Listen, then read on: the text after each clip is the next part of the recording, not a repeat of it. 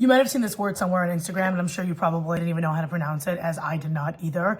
High lipase means that your breast milk basically has a smell. What it really is that these enzymes have a certain way of coming together that makes certain people's milk smell. So what it is that after you freeze it, you'll take it out and it will either have a very metallic-y, irony, or completely spoiled smell. And the thing you need to know is, are you able to use it or not? Number one, you can absolutely use milk that has high lipase. It is completely healthy. It's completely safe. You absolutely can do it. If you take out this bag, you throw it out, you're like, it has an irony smell.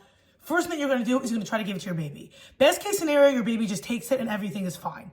That's option one. Now, what happens if your baby doesn't take it?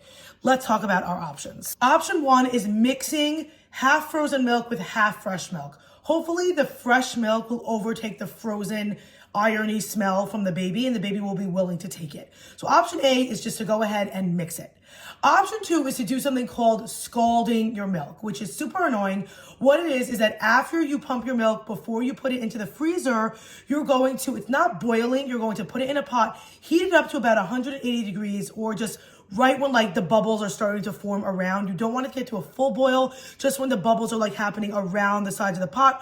Or you can use a thermometer to get it to about 180 degrees. After that, you quickly let it cool and then you freeze it, and that takes out a lot of the enzyme, so it ends up helping it more. So that's option two. Option three is using a tiny drop of non-alcoholic, obviously, vanilla extract. Just putting it into the bottle. A lot of times it takes away some of the smell.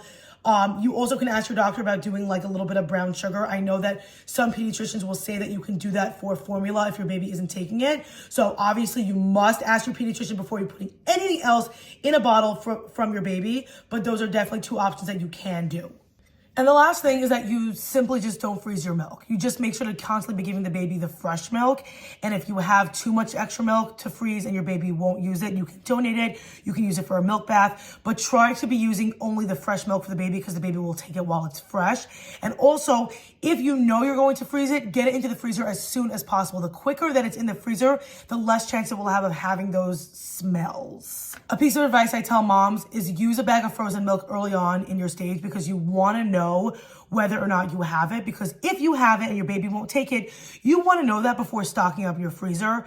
And if you don't have a freezer stash, you're still a great mom. That was how you deal with high lipase. You can try all those things. And remember, the worst case scenario is you donate your milk to someone else, because even if your baby might not take the milk with high lipase, someone else might. So that was how you deal with high lipase.